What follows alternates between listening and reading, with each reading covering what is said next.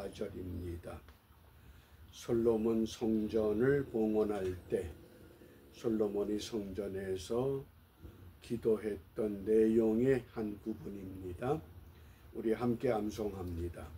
내 이름으로 일컫는 내 백성이 그 악한 길에서 떠나 스스로 겸비하고 기도하여 내 얼굴을 구하면 내가 하늘에서 듣고 그 죄를 사하고 그 땅을 고칠지라. 아멘.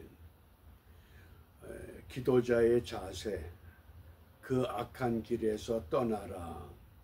두 번째, 스스로 겸비하라. 그리고 세 번째, 하나님의 얼굴을 구하라.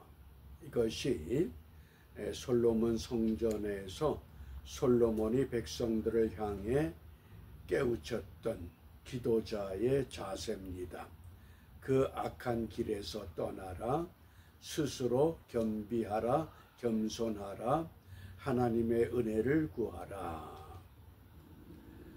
오늘 우리가 읽어야 할 말씀이 역대하 19장부터 21장입니다. 역대하 19장부터 21장 말씀.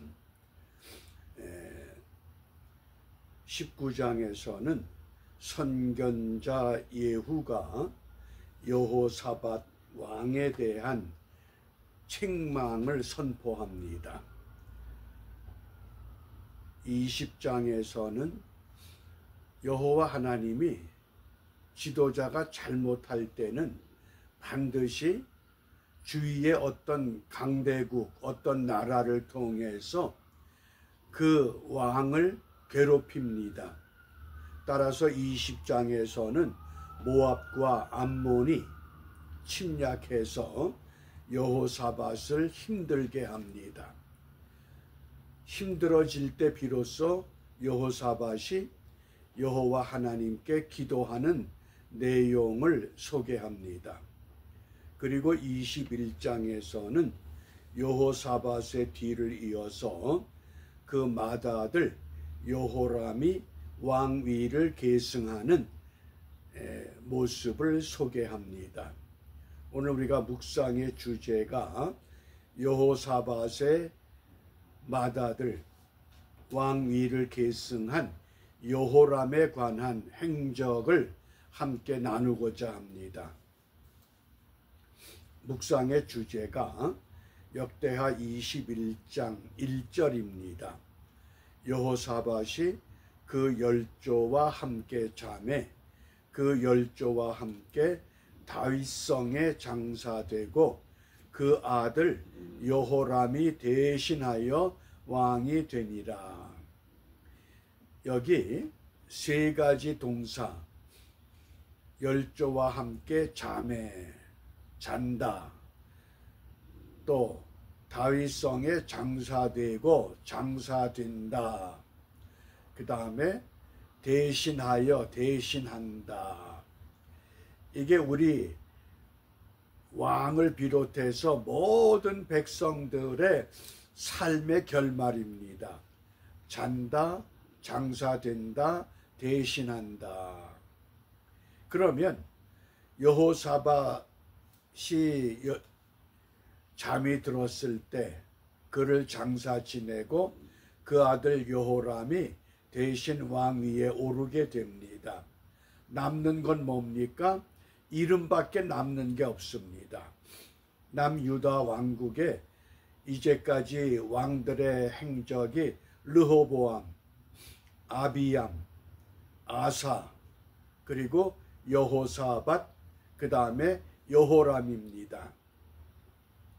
우리 한자 성어에 호사유피, 호랑이가 죽으면 가죽을 남기고, 인사유명, 사람은 죽으면 이름을 남긴다.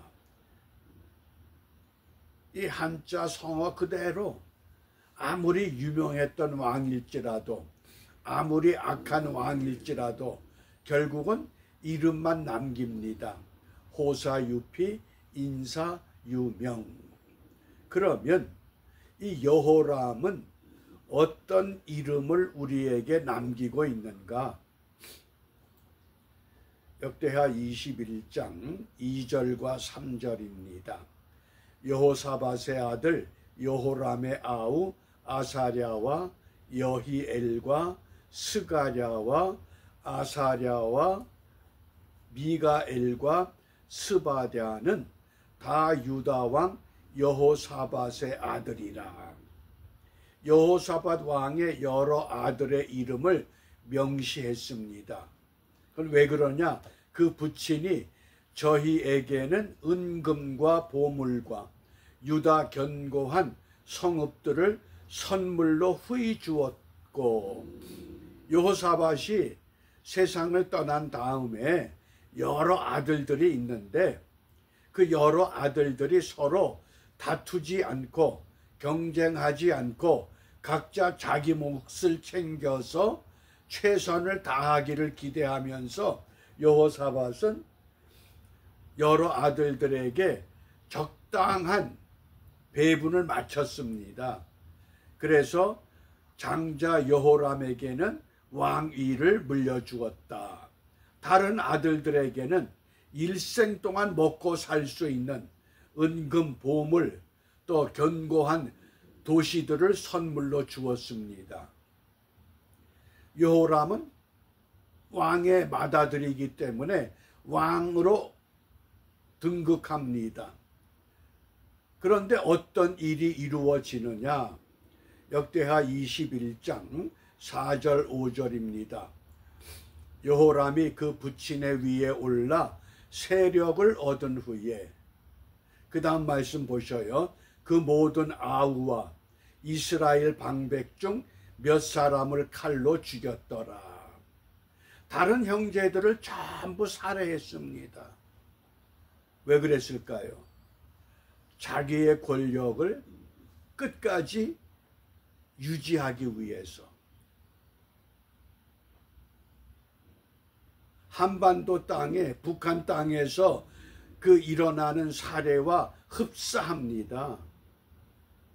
옛날 하나님의 백성들이 세웠던 유다 나라나 공산주의를 모방해서 김일성이 세웠던 그 북한이란 나라나 별반 차이가 없습니다. 왜 그렇습니까? 자기의 기득권을 빼앗기지 않기 위해서. 그렇지만 여호람이 위에 나갈 때의 나이 32세라 예루살렘에서 8년을 치리하니라. 고작 그래봐야 8년밖에 다스리지 못했다, 그런 뜻입니다. 왜 그렇게 자기의 기득권을 유지하기 위해서 동생들을 다 죽여버렸고 이스라엘 방백들, 이스라엘의 이 장관급들을 다 죽였음에도 불구하고 이런 일이 일어났는가? 역대하 21장 12절 13절을 봅니다. 선지자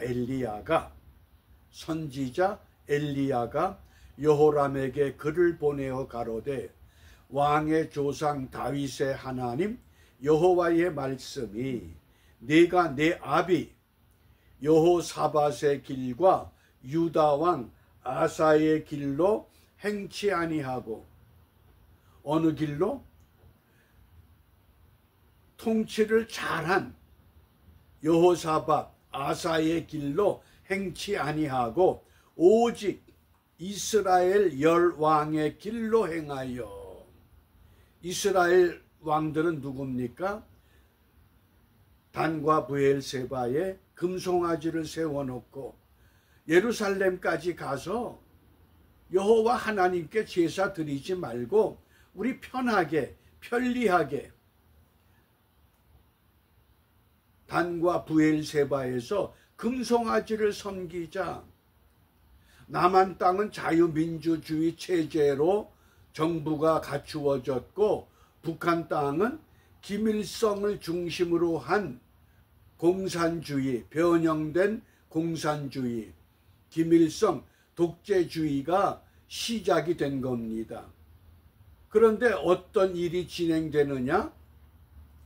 이 여호람처럼 이스라엘 열왕의 길로 행하여 얼마나 많은 사람들이 지금 한반도 땅에서 자유민주주의 체제보다는 김일성 독재주의, 변형된 전체주의, 이것을 좋아해서 열광하는 그런 현상입니다.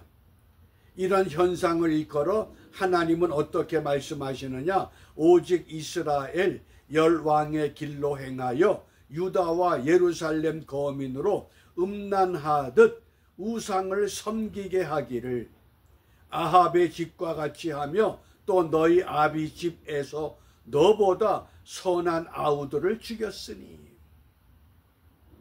잘못된 것을 고집하면서 그 주위 사람들이 얼마나 많이 자살을 했습니까? 그런데도 여전히 그 사람을 지지하고 그 사람을 지도자로 세워야 한다는 어리석은 백성들이 아직도 많다고 하는 것. 그러면 성경은 오늘 우리에게 무엇을 말씀하십니까? 우리가 어떤 길을 선택해야 되느냐?